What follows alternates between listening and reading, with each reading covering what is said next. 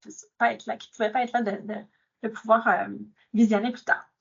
Donc, l'objectif, c'est ça, c'est vraiment d'échanger sur ces sujets-là. Je vais vous faire l'intro sur le sujet dans 2 minutes. Je vais aussi dire qu'on a dans le formulaire, on prend la peine de vous demander s'il y a des besoins d'accessibilité. Il n'y en avait pas qui ont été nommés, donc on va se permettre de faire la présentation sans interprète. Aussi, on a comme visée pour terminer l'échange, 12h55, ça va être serré. Donc, je vais aller plus loin pour vous permettre de transitionner dans le reste de votre après-midi. Donc, la formule suivante je vous présente la formule suivante pour les Discuss and Digest. First, we have a chat about the panelists and the topics, and today's topic is mental health and systemic consideration. So we'll open the discussion with the panelists and some questions, but feel free to jump in, share reflections, share questions. You can also stay silent, it's fine. There's no obligation to take the microphone. L'objectif, c'est qu'on puisse faire quelque chose de fluide. On part des questions puis de la conversation qu'on a avec les panélistes et on élargit avec vous pour qu'on soit dans le co-apprentissage tout le monde ensemble. Pour faire un dialogue enrichissant et inclusif, ce qu'on vise, c'est donc de garder ou de cultiver la curiosité et l'ouverture par rapport au sujet qu'on vous propose aujourd'hui. Et donc, on suggère de prendre le temps d'écouter, cultiver donc la curiosité et l'ouverture, je l'ai dit pendant l'écoute, s'adresser à tous dans le chat de façon bienveillante et inclusive. Et s'il y a des difficultés techniques, merci à l'avance pour votre patience et votre compréhension. Donc, c'est notre petit préambule pour mettre la table pour notre conversation aujourd'hui. Je vais tout de suite aller dans la présentation des panélistes. Je vois que Louane est de retour. Est-ce que Laurent Francis est avec nous également? On va voir. Je ne l'entends pas. Je pense qu'il aurait utilisé sa parole. Donc, je vous présente Louane, Alix Deschamps. Louane, j'imagine que ta caméra ne fonctionne pas, hein? Non, j'essaye, mais elle n'a pas l'air de vouloir fonctionner. Mais on t'entend très bien, alors c'est super. Merci d'être là. Donc, Louane, elle est AGP Initiative en santé mentale dans l'équipe santé, sécurité, mieux-être au travail au volet prévention. Donc, pour elle, le bien-être et l'amélioration de la santé mentale des travailleurs est une composante fondamentale dans le bon fonctionnement d'une entreprise. On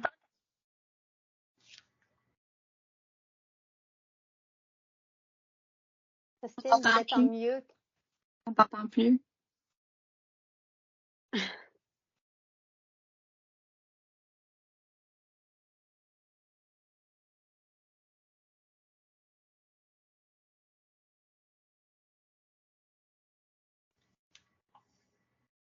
Je reviens. Ça fonctionne, là. Ça fonctionne maintenant.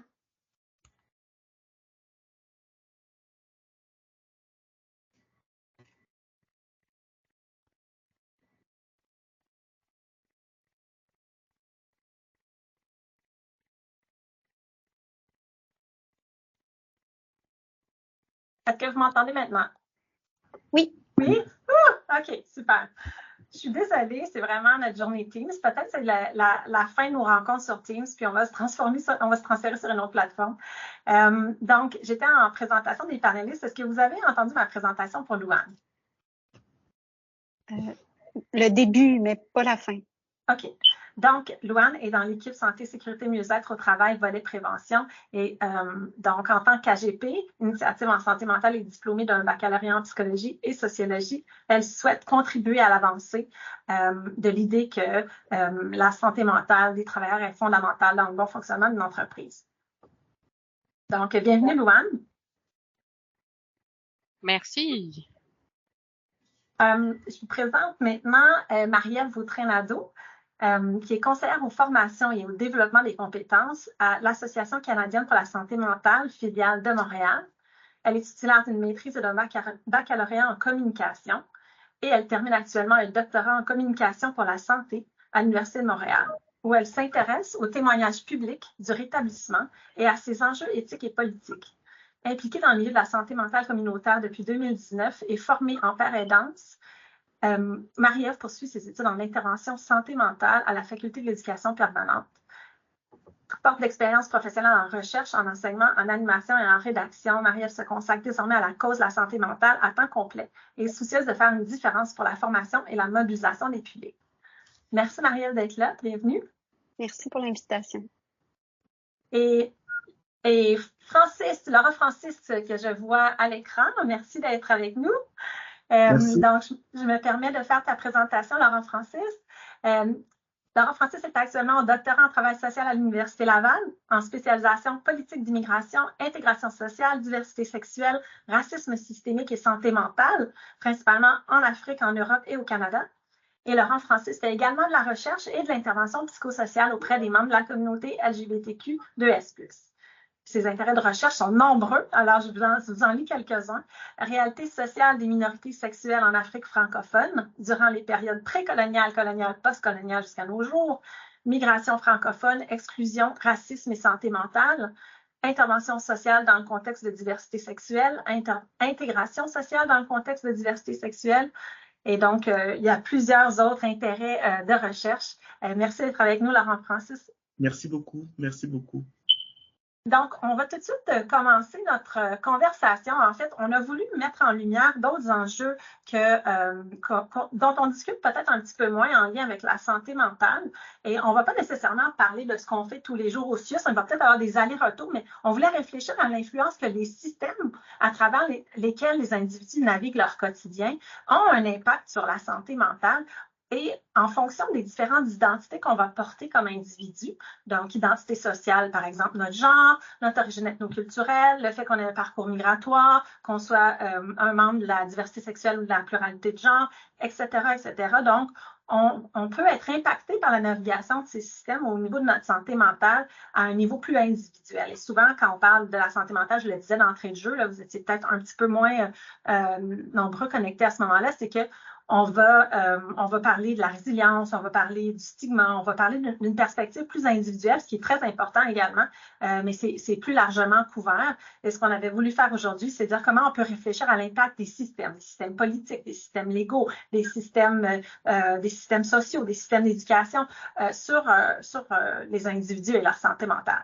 Je vous donne un exemple qui est issu de l'actualité, puis on ne parlera pas de ça spécifiquement, mais c'est juste un exemple. Je me suis dit, oh mon Dieu, quand j'ai lu ça dans l'actualité cette semaine, c'est vraiment en lien avec le sujet d'aujourd'hui. Les lois récentes en Ouganda qui ont été passées pour bannir les gens de la diversité sexuelle. C'est une loi, donc un système légal qui vient d'être entériné par le gouvernement ougandais qui va avoir un impact certain sur la santé mentale des individus, des communautés LGBT en Ouganda. Et ça implique quoi? Ça implique potentiellement de la violence, ça implique des menaces à la vie. Puis, bon, la peine de mort fait partie de la loi qui a été votée récemment. Et là, les pays, différents pays dont le Canada ont réagi à cette loi-là, mais c'est un exemple d'un impact du système ou d'un système, un impact quand même direct, majeur sur la santé mentale des individus. Donc, c'est un petit peu pour ça et comme ça que je voulais mettre la table, mais l'occasion aujourd'hui, c'est de discuter avec nos panélistes puis que vous joignez à notre conversation. On veut aussi vous offrir une occasion de réfléchir donc avec différentes portes d'entrée, notamment sur la question du vocabulaire, puis on va y revenir. Parfois, la façon dont un système fait un choix de mots pour désigner les individus, ça va aussi avoir un impact sur la santé mentale des individus. Puis des fois, c'est pas réfléchi de cette façon-là, mais l'impact est réel quand même. Donc, c'est un peu de cet angle-là qu'on avait envie d'aborder la santé mentale, donc de manière réflexive. Puis on va aussi parler aujourd'hui là, des aspects plus ou des apports plus positifs que les systèmes peuvent avoir sur notre bien-être également. Donc, je commencerai avec la première question. Comme on souhaite mettre la table et partir du même angle, tout le monde ensemble aujourd'hui, il semble pertinent de commencer cette discussion sur les considérations systémiques en partant ou en parlance d'un cadre théorique qui est en application dans nos systèmes québécois. Donc, particulièrement dans la RSSS, on travaille en effet avec le cadre conceptuel des déterminants sociaux de la santé qui met de l'avant les impacts et les effets du système ou des systèmes sur la vie et la santé des individus. Donc, on avait goût de partir de ce point-là. On présume que beaucoup d'entre vous connaissez ce cadre-là, mais on va quand même y revenir pour mettre la table. Donc, Maria, peut-être qu'on pourrait parler un petit peu des déterminants sociaux de la santé. Je sais qu'à l'Association canadienne pour la santé mentale, c'est un cadre que vous utilisez également. Est-ce que vous pourriez nous aider à le contextualiser? Oui, bien sûr. En fait, c'est ça. Donc, moi, je vais porter le chapeau aujourd'hui davantage de la conseillère aux formations, des développements des compétences à la CSM filiale de Montréal. Puis, en fait, ce qui est important de savoir, c'est que nous, on travaille vraiment dans une perspective justement sociale, en promotion et en prévention. On sait que ce qui domine à l'heure actuelle au niveau du financement, c'est les approches curatives et réadaptatives, en fait, en santé mentale. Donc, quand on est dans une perspective des déterminants sociaux, on est vraiment dans une perspective, une approche socio-écologique. On va au-delà du modèle biomédical qui est souvent, comme vous l'avez dit au début, Christine, individualisant, axé sur la pathologie. Et on veut appréhender la santé vraiment dans une perspective positive. Puis on voit que ça se développe aussi dans les CIUS et les CIS, où on appréhende la santé comme un état de bien-être mental, la santé mentale, là, comme un état de bien-être mental qui nous permet d'affronter les sources de stress de la vie, de réaliser notre plein potentiel, d'apprendre, de bien travailler, de contribuer à la vie en communauté. Bon, c'est une définition de l'Organisation mondiale de la santé qui est quand même critiquée par certains acteurs, là, faut le dire, mais c'est à l'heure actuelle la définition qu'on se donne, notamment à l'Association canadienne pour la santé mentale. Puis on a recours à ce cadre conceptuel-là justement pour penser aux facteurs qui influencent en fait l'état de santé, qui vont soit protéger la santé ou menacer la santé. Et ça, c'est imbriqué dans les systèmes d'éducation, dans le réseau de la santé. Ça peut freiner la demande d'aide, par exemple. Donc, on sait que quand il y a des problèmes de santé mentale, ben on rentre nécessairement dans une logique de diagnostic, dans une logique clinique, et que certaines formes d'identification ou diagnostic peuvent nuire, en fait, à une identité positive, à un rétablissement qui est pas seulement clinique, mais qui est vraiment un rétablissement qu'on peut appeler personnel civique, là, où il y a une participation sociale pleine et entière qui va être reprise par la personne. Je vais juste tourner ma petite page. Donc, quand on parle des systèmes, en fait, on va au-delà des facteurs, des caractéristiques individuelles. C'est aussi un élément qui rentre dans ce cadre conceptuel-là. Et ce qui est important de savoir, c'est que, en fait, les facteurs de protection et les facteurs de risque, en fait, ça part à la base des systèmes qui sont administrés par l'État et ses partenaires. Donc, j'ai parlé d'éducation, j'ai parlé du système de santé, c'est aussi l'aménagement du territoire, tous les programmes sociaux, économie sociale et tout. Et ça recouvre l'ensemble des organisations régionales, locales, ressources humaines, matérielles, financières. Donc, c'est quand même un gros morceau. Et ça, c'est fait de valeurs, de normes, de règles de conduite. Il y a des cadres politiques, il y a des présupposés, des biais et tout. Dès qu'on rentre dans les enjeux d'équité, diversité, inclusion, accessibilité, ben on est appelé à déconstruire en fait certains présupposés. Et quand on pense justement à ces systèmes, ce qui est intéressant, c'est de justement se poser des questions sur qu'est-ce qui informe notre pensée en lien à certains groupes qui sont plus marginalisés, dans le fond. Donc, on sait que dans les présupposés, il y a des biais, des stéréotypes, puis vous avez partagé une infographie là, qui parle de ça, justement, et que, ces déterminants sociaux-là, ces systèmes-là vont finalement distribuer les cartes pour les individus, les groupes, de façon inéquitable en fonction de l'identité.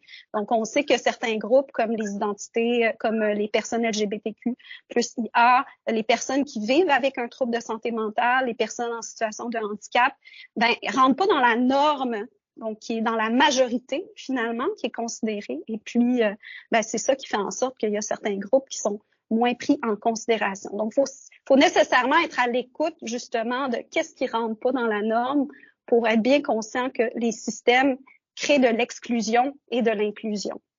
Voilà. Merci beaucoup, Marie-Ève. Ça met bien la table. Est-ce qu'il y a des gens qui ont le goût de réagir? Est-ce qu'on a des questions ou des commentaires? Sinon, j'invite bien sûr, Louane et Laurent Francis à intervenir quand vous avez quelque chose à ajouter. Et à tout le monde, vous pouvez lever la main, utiliser le chat. Je pense que je l'ai mentionné en entrée de jeu. Donc, si on prend les déterminants sociaux de la santé, je serais curieuse de voir, peut-être qu'on pourrait se tourner vers Laurent Francis, comment il s'applique à différents systèmes ou à différentes institutions. Je ne sais pas si, Laurent Francis, vous avez envie d'ajouter quelque chose? Par rapport, tout d'abord, merci déjà pour l'invitation. Et Christine, votre question est importante du point de vue de l'intervention et du point de vue du client, en fait, aussi. Merci, Marie-Ève, pour ton intervention. Moi, particulièrement, je m'intéresse aux questions intersectionnelles. Ça veut dire des personnes noires, des personnes homosexuelles, noires, qui,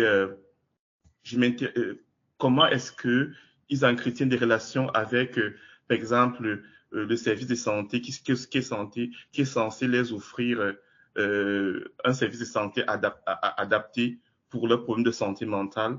Parce qu'il faut voir ici que la problématique est que les problèmes de santé mentale, pour une grande partie, d'après les études que j'ai faites, pour une grande partie des personnes qui viennent des pays subsahariens, comme en Afrique, le Cameroun, la Guinée équatoriale, ces pays-là, lorsqu'ils immigrent ici, là, il y a un tabou sur les questions de santé mentale.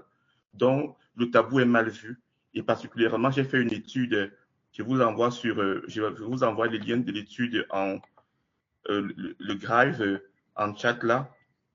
Sur l'étude, j'ai interrogé 46 personnes durant la pandémie.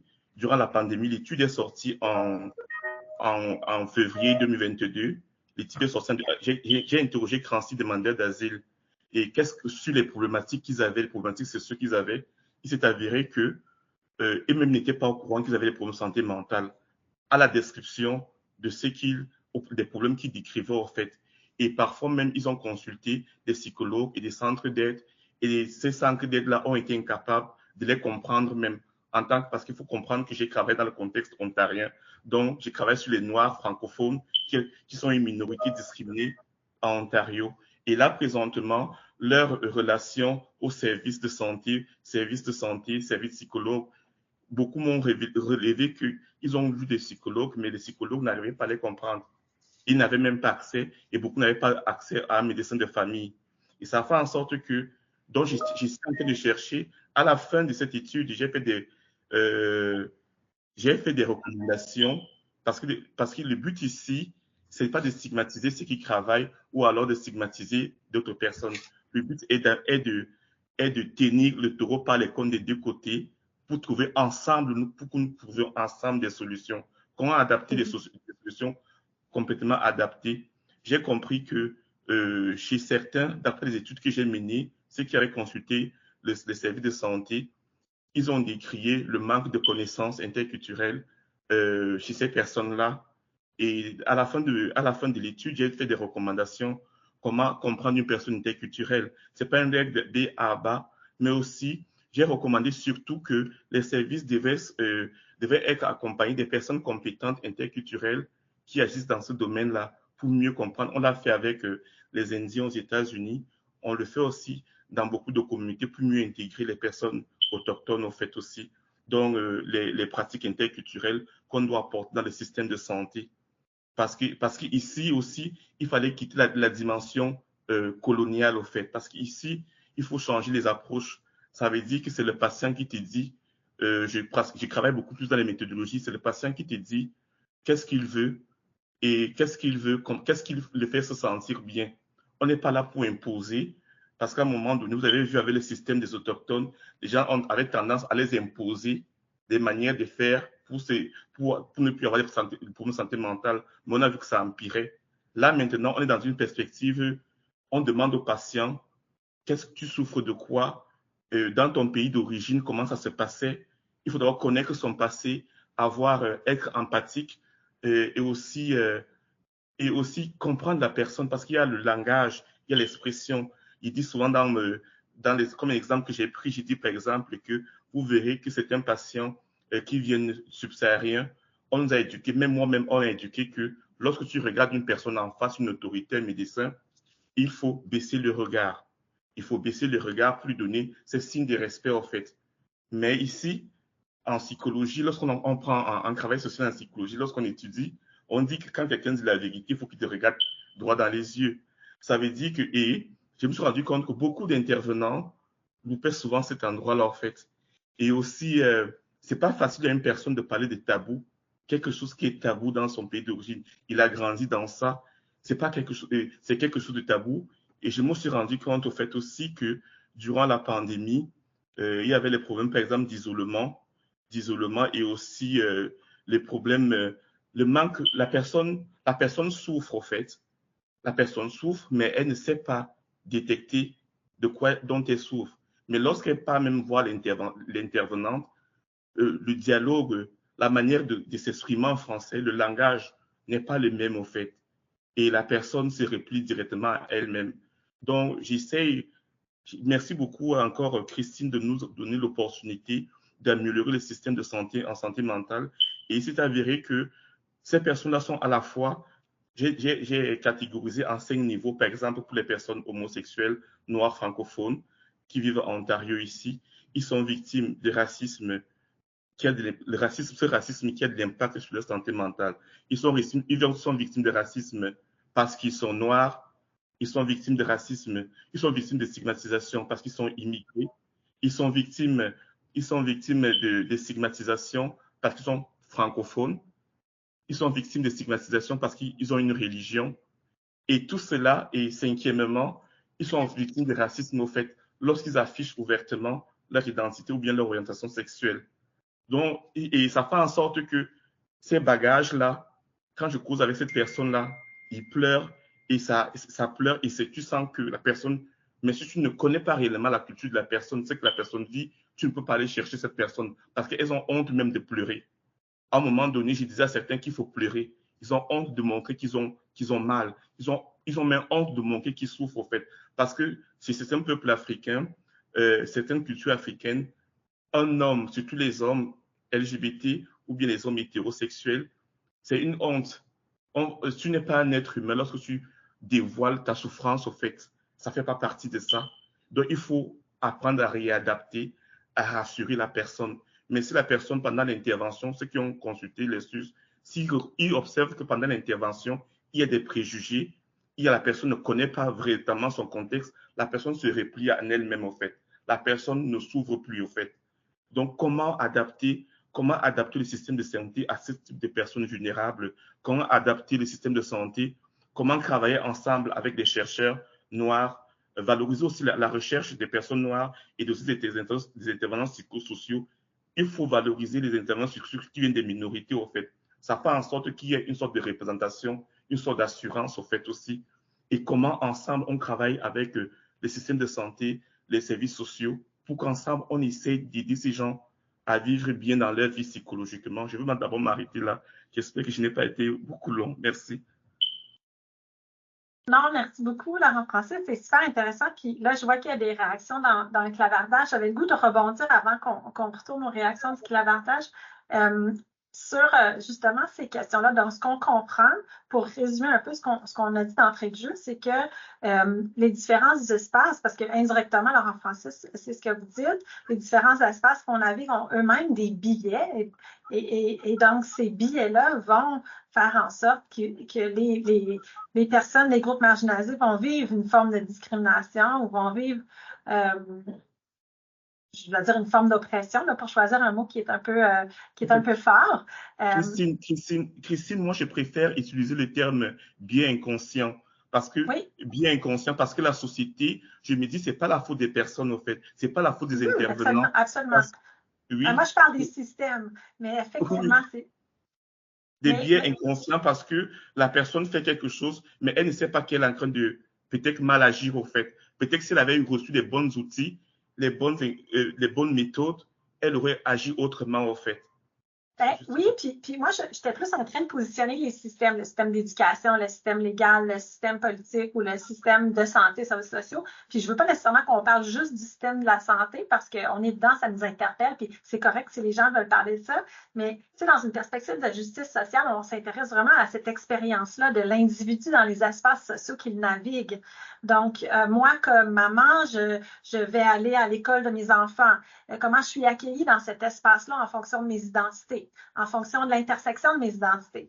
Moi, comme citoyenne, je dois peut-être pouvoir aller à des lieux qui engagent ma vie citoyenne, puis ma participation citoyenne. Est-ce que je suis bienvenue dans ces espaces-là en fonction, pas des individus qui qui sont dans le système, mais vraiment du système en ce qui reproduit comme culture finalement organisationnelle ou plus large comme culture systémique. Puis quand on parle de puis vous travaillez alors en français sur la question du racisme systémique notamment, mais c'est ça. Je suis comme intéressée qu'on discute un petit peu des considérations qui sont liées à certains groupes spécifiques. Je sais, on avait parlé quand on s'est préparé là, de deux cas de figure, le cas des personnes en situation de handicap, puis peut-être on pourrait juste essayer d'illustrer ici là, avant de s'en aller en mode plus solution positif, qu'est-ce que les systèmes peuvent faire, là, juste d'illustrer un petit peu les écueils des systèmes en lien avec des identités spécifiques. Puis je tiens à rappeler que les individus qui ont, par exemple, une identité XYZ, ben, ils n'ont pas juste une identité, là, on a une pluralité d'identités. Donc, je serais intéressée, Marie-Ève, qu'on parle un petit peu des personnes en situation de handicap, particulièrement peut-être les personnes psychiatrisées. Là, je ne sais pas exactement vers où on peut aller, mais de l'impact des systèmes à ce niveau-là. Oui, ben en fait, je vais parler des personnes en situation de handicap et faire un petit crochet par les personnes psychiatrisées parce que c'est pas un consensus, hein, les personnes qui naviguent justement le système de santé mentale ne s'identifient pas nécessairement au mot handicap. Donc, c'est pas systématique, puis je veux pas imposer non plus ce terme-là sur ces personnes-là, mais pour les besoins du panel, on va aller là, puis on va dire personnes en situation de handicap et personnes psychiatrisées.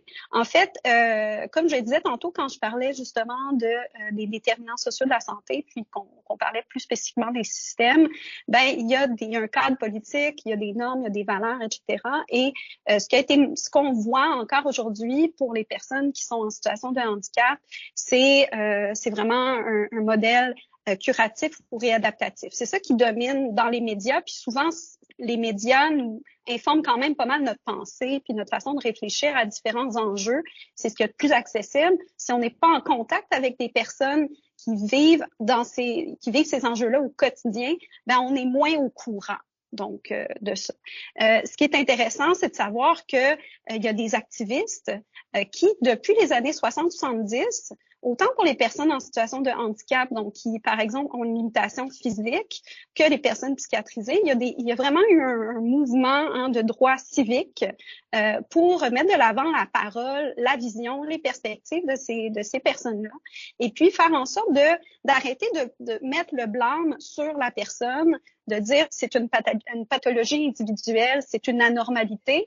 Ces personnes-là, ces activistes-là ont mis de l'avant l'idée que il y a des barrières, il y a des obstacles dans l'environnement également qui empêchent de pouvoir accomplir ces rôles sociaux, d'avoir une participation à la société et donc d'influencer aussi les politiques sociales, d'influencer les décisions qui sont prises.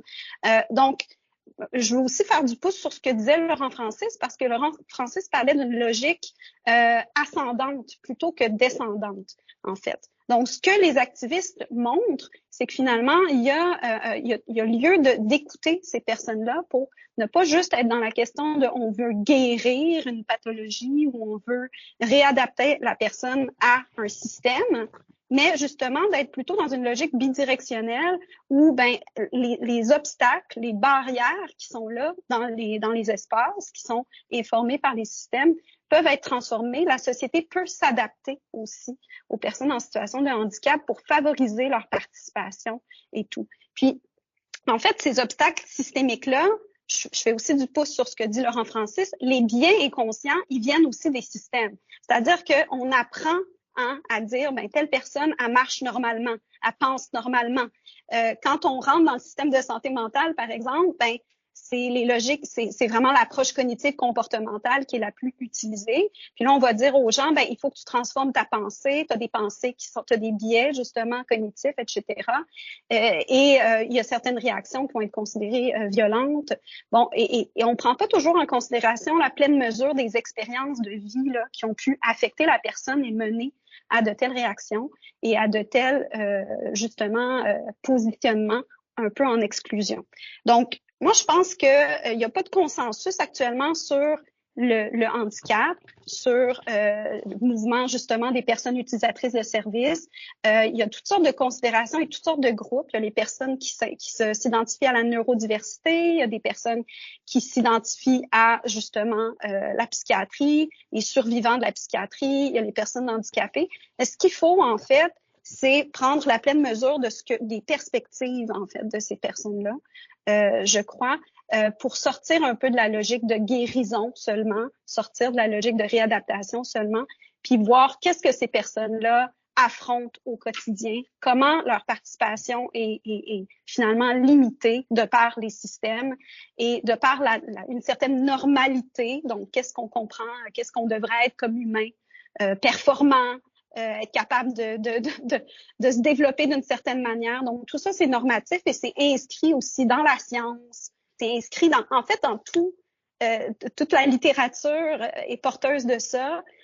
Et plus on accepte qu'il y a une diversité, plus on inclut des voix différentes, notamment les voix des personnes qui sont psychiatrisées, des personnes en situation de handicap. Donc, j'irai vers ça. Je ne sais pas si je réponds bien, mais moi, je voulais citer un petit exemple, en fait, du regroupement des activistes pour l'inclusion du Québec. C'est un regroupement qui rassemble des personnes qui vivent en situation de handicap. Et ça met l'accent sur le capacitisme. Je ne sais pas si vous avez déjà entendu ce terme-là, mais c'est une forme de discrimination, justement, basée sur une norme de capacité dans la société, une norme développementale. Et c'est un texte de Laurence Parent, qui est une personne elle est PhD là, en études critiques du handicap à l'Université Concordia. Et elle dit ceci, donc, nous sommes visibles et invisibles. Plusieurs d'entre nous portent le stigma d'handicapé à cause de la différence de nos corps et de nos esprits par rapport aux normes souvent perçues comme étant naturelles, idéales et impératives. Nous nous battons pour que nos différences visibles et souvent invisibles soient reconnues et valorisées afin de vivre sans la tâche essoufflante et oppressante de cadrer dans une normalité qu'on nous force à performer. Nous reconnaissons l'handicapisme comme un système d'oppression, donc capacitisme, c'est un synonyme, basé sur une hiérarchie des habiletés définies comme étant normales et nécessaires. Nous vivons aussi le racisme, le sexisme, l'homophobie, la transphobie, l'agisme et tous les autres systèmes d'oppression. Nous nous battons pour faire reconnaître l'intersection de ces différents systèmes d'oppression dans nos vies. Donc, quand on parle de système, il faut penser aux oppressions qui sont imbriquées dans ces systèmes. Voilà. Merci, Marie-Ève. Est-ce qu'on a une intervention du côté de Laurent Francis ou de Louane? Oui. Et particulièrement, en tant que chercheur et aussi intervenant praticien, travaillant dans une clinique en tant que praticien, je remarque que j'ai beaucoup plus remarqué, c'est que depuis 2017, 2018 jusqu'à aujourd'hui, Santé publique Canada publie donne des données probantes sur la situation des personnes handicapées et dans les relations publiques, les politiques publiques et aussi dans leurs relations avec le système de santé.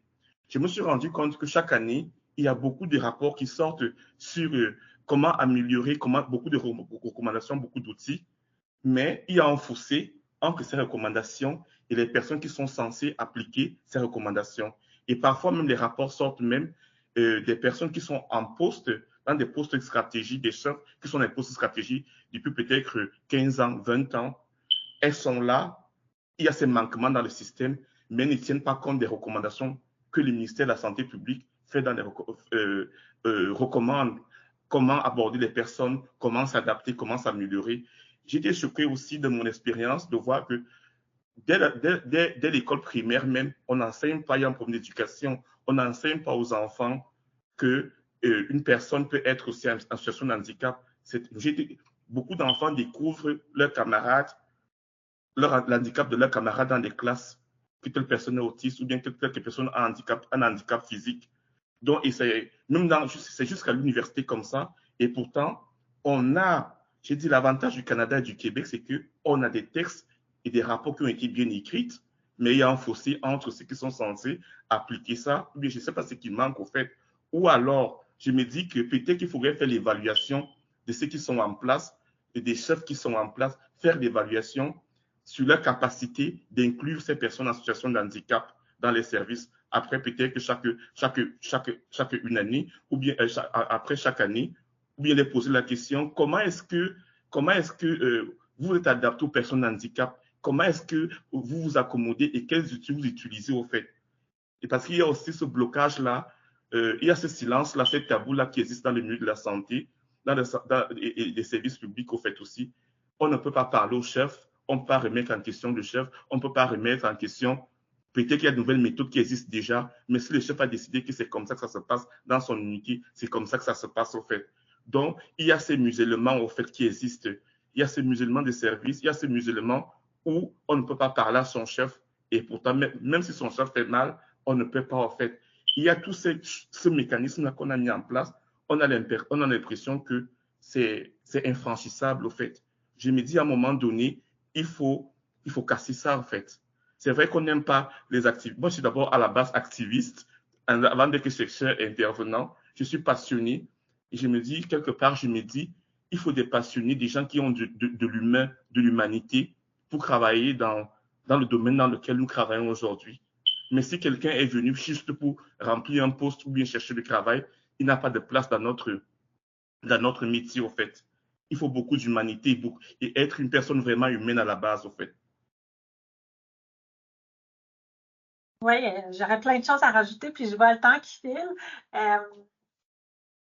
Ça me fait penser, puis là, je vois les commentaires dans le clavardage.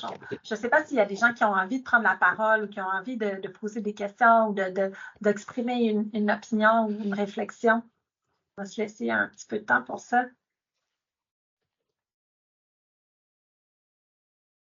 Merci pour les commentaires, en tout cas dans le clavardage.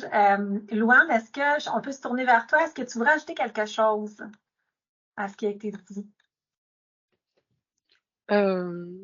Non, pas Pas pour le moment. particulièrement. Non. Mais en fait, je voudrais juste rajouter peut-être une petite chose, puis on va arriver à Louane parce qu'on va parler on va parler de bienveillance organisationnelle dans une minute.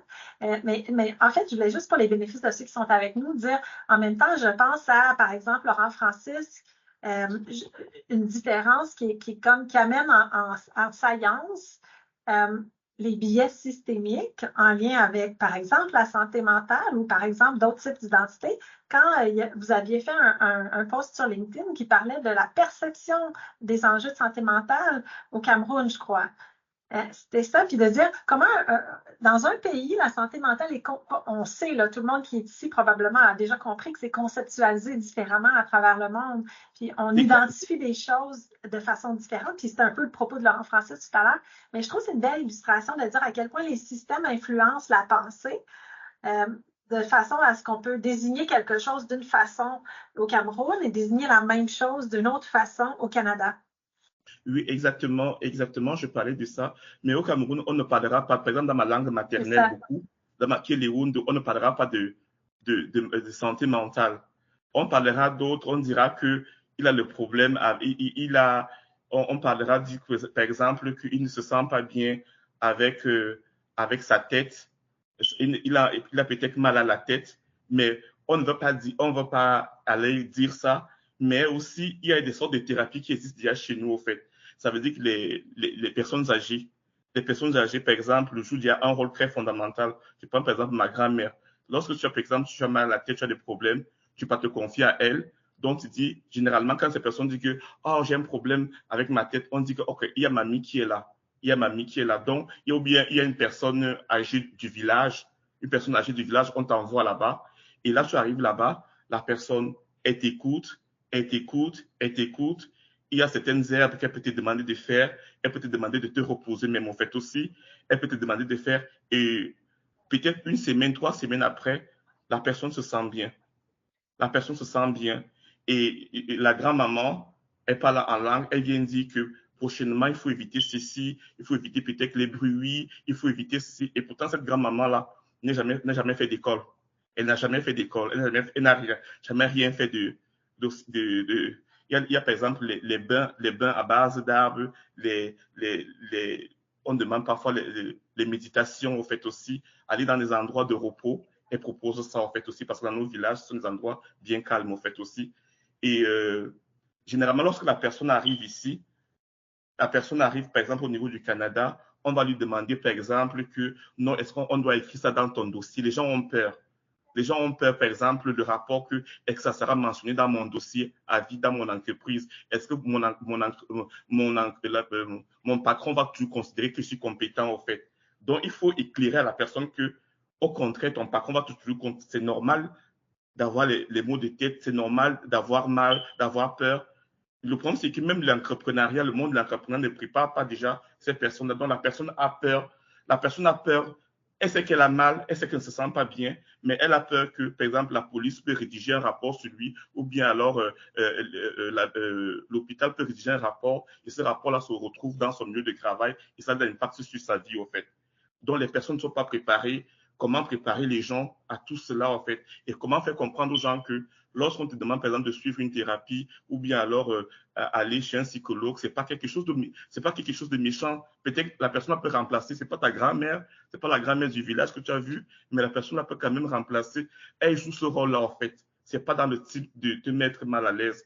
Il y a tout cela. Comment travailler? Moi, je préfère aller dans les solutions. Je préfère c'est comme on fait une discussion ce midi, au fait. Ça veut dire que on a différentes perspectives, mais ensemble, au fait. Si on se met réellement ensemble avec les personnes LGBT, avec les personnes autochtones, avec les personnes noires, avec les personnes québécoises blanches, avec toutes les personnes, on met toutes ces forces et toutes ces intelligences ensemble, au fait, sans discrimination. Je pense qu'on peut aller loin, en fait. C'est ça que moi, je pense aujourd'hui.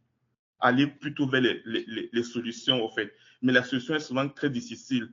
On dit oui, on finit d'accepter que oui, les solutions, mais ça ne s'ouvre pas. J'ai vu, par exemple, excusez-moi si je raconte une histoire, j'ai vu une collègue qui a été nommée, par exemple, chef EDI dans une entreprise publique ici.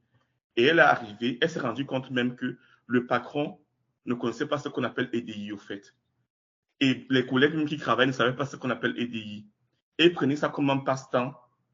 Et pourtant, lorsqu'elle a fait sa première enquête, elle s'est rendue compte qu'il y avait beaucoup de problèmes, en fait. Et ça qui ne faisait pas fonctionner l'entreprise.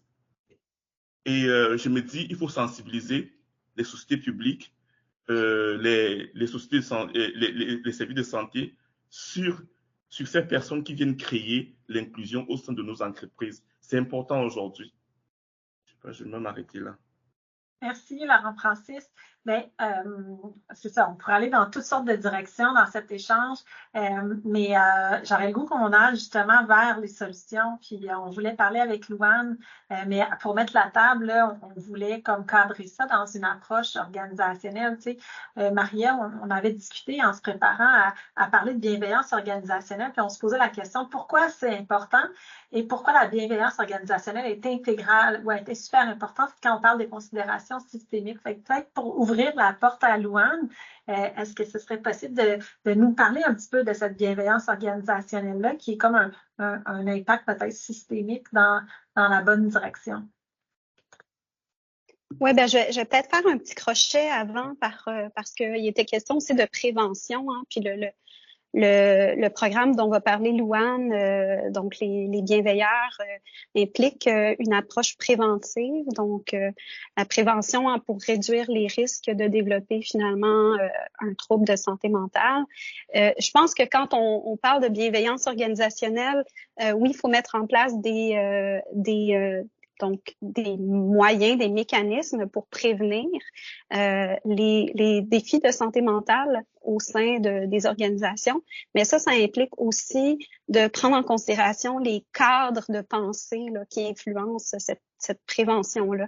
Donc, quand on pense à la prévention, si je réfléchis par exemple aux premiers soins en santé mentale, c'est quand même assez répandu. Il y a la Croix-Rouge qui donne ça. Il y a aussi la Commission pour la santé mentale du Canada qui donne ça. Ben, l'idée, c'est d'amener une éducation, une compréhension des différents signes et symptômes qui sont associés à des pathologies. Après, il faut comprendre que justement, dans une logique de bienveillance organisationnelle, ben, en mettant seulement l'accent sur le déficit qui est associé à un trouble, ben, on peut être dans une perspective un peu limitative. Donc, d'essayer aussi de mettre l'accent sur les forces qui sont rattachées à certains problèmes. Qu'est-ce qui peut se développer comme force aussi chez les personnes? Donc, de pas juste mettre l'accent sur une logique déficitaire, en fait. C'est ça qui pourrait rééquilibrer un peu la chose, parce que quand on reste dans la prévention, ben oui, on est dans les risques de maladie, l'approche strictement normative. Je pense que donc, dans une logique de bienveillance organisationnelle, il faut prendre en considération, je l'ai déjà dit tantôt, les voix des personnes qui sont concernées. Donc, des personnes qui ont déjà été concernées, en fait, par des enjeux de santé mentale. Ça n'a pas besoin d'être ce qu'on appelle, entre guillemets, des troubles sévères et persistants, parce qu'on sait que dans les organisations aujourd'hui, beaucoup de gens, en fait, un fort pourcentage de gens vont vivre des dépressions, des troubles anxieux. Donc, c'est pas quelque chose qui est étranger là à la majorité, mais il faut prendre en considération justement c'est quoi les besoins des personnes et les témoignages aussi. Donc, les solutions qui viennent un peu plus d'en bas. Et je pense que c'est en jumelant justement cette logique d'éducation à, OK, c'est quoi les signes et symptômes, comment on peut se prémunir de facteurs de protection pour maintenir une bonne santé mentale. Ça, c'est une chose, mais après, prendre en considération aussi les inégalités et c'est quoi les besoins des personnes à la lueur de ces inégalités-là, parce que tout le monde n'est pas égal non plus dans les CIUS et les CIS et au-delà. Donc, et ça demande des efforts, évidemment. Ça demande des espaces pour pouvoir discuter et pour pouvoir peut-être aller un petit peu au-delà de cette logique seulement biomédicale axée sur les signes et les symptômes, dans le fond. Merci, Marie-Ève. Puis là, je voudrais qu'on prenne tout le temps qui reste. Je vois Laurent Francis qui dit oui, pour que Louane nous parle un petit peu du travail qu'ils sont en train de mettre en place dans son équipe. Alors, Louane, je te passe tout de suite la parole parce qu'on a le goût de t'entendre. Oui. Du coup, bonjour tout le monde.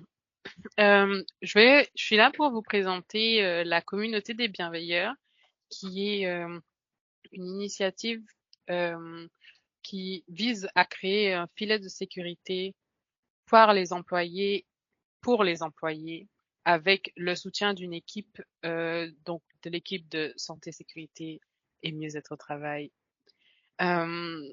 Donc, excusez-moi, j'ai un peu de mal à parler. Je parle pas beaucoup souvent devant autant de personnes. Donc, si je bug, excusez-moi par rapport à ça. Donc, en fait, on a vraiment cherché à mettre l'emphase sur la bienveillance et avec l'initiative des bienveilleurs, donc d'où leur nom. Donc, ce sont des employés ou des gestionnaires qui accompagnent leurs collègues et les orientent aux besoins vers des ressources appropriées ou vers notre équipe de santé, sécurité ou mieux-être au travail. C'est vraiment majoritairement de l'écoute active et du référencement grâce à des outils qu'on a mis à leur disposition. Il faut noter que ce ne sont pas des thérapeutes, ce ne sont pas obligatoirement des travailleurs sociaux, ça peut être n'importe qui dans le SIUS. Donc, ils ne doivent pas se positionner en tant qu'experts cliniques, ils utilisent, partagent et guident grâce au savoir qu'ils ont gagné grâce à aux formations et aux différentes activités qu'on leur donne. Pour rebondir sur la prévention, je voulais dire que effectivement les bienveilleurs ont une double casquette. Donc celle de prévenir les risques liés à la santé mentale en agissant en amont, donc en permettant d'offrir un soutien à leurs collègues. Donc c'est parce qu'effectivement dans le monde du travail, le milieu dans lequel on vit, on peut trouver effectivement avoir certaines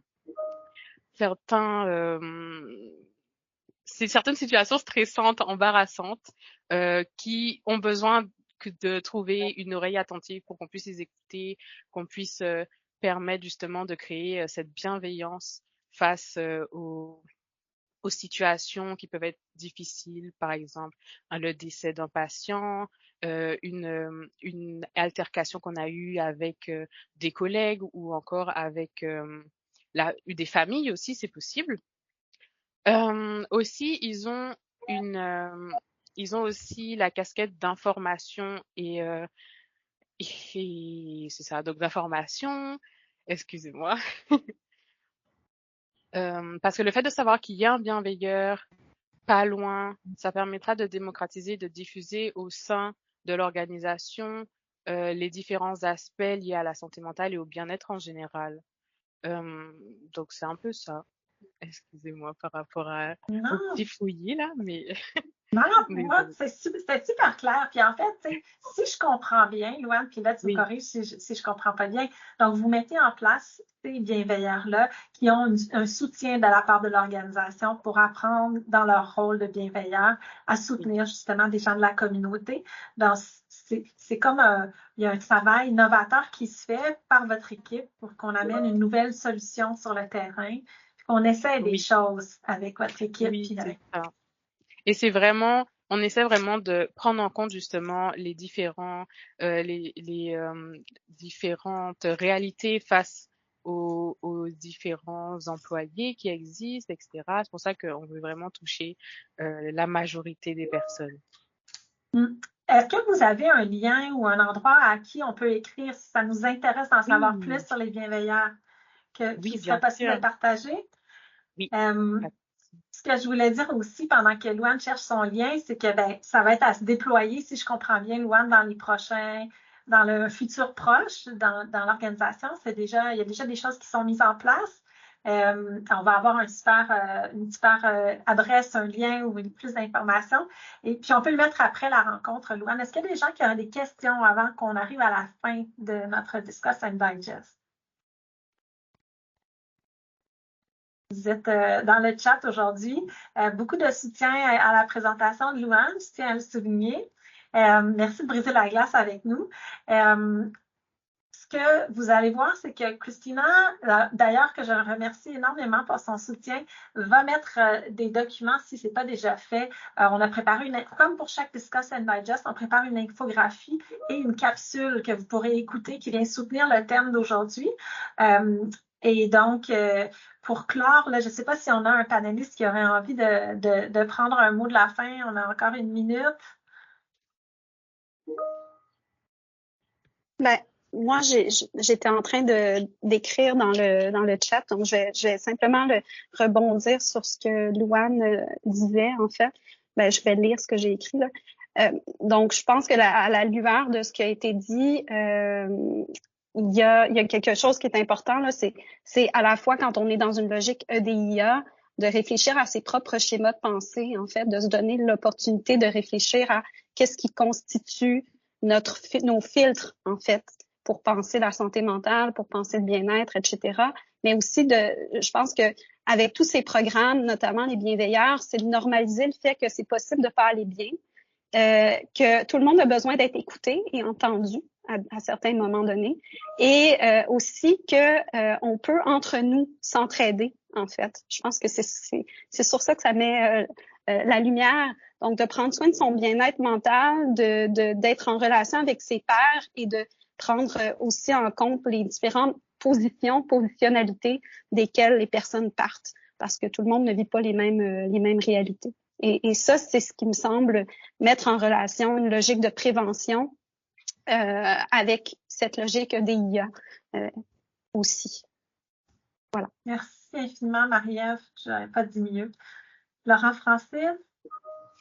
Ben, moi, particulièrement, j'allais féliciter Luan Anne pour sa présentation, mais aussi, j'allais souhaiter à elle et à son équipe beaucoup de courage parce que je sais que lorsqu'un système est déjà mis en place, si tu te positionnes pour aider les gens, peut-être que tu peux être mal vu ou alors les questions que je me pose, est-ce que les gens auront le courage de venir se confier ou alors est-ce que le système ne va pas les écranger? Parce que j'ai remarqué qu'il y a l'esprit d'entreprise. Lorsque tu arrives dans une entreprise, tu peux couvrir, par exemple, une personne,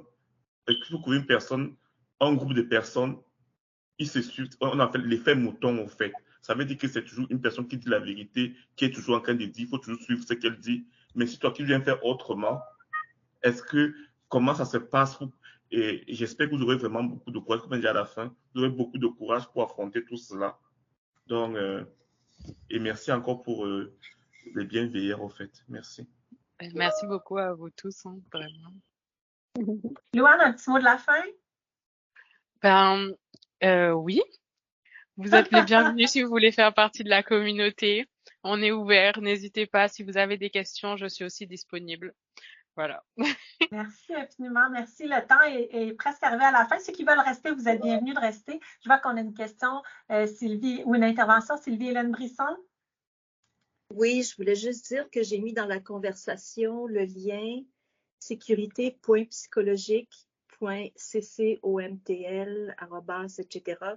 pour justement avoir accès à avoir de l'information. C'est ce que Louane, je crois, voulait donner tout à l'heure. Hein? Oui, c'est ça. Merci. Merci infiniment. Beau travail d'équipe, Sylvie-Hélène. Excellent.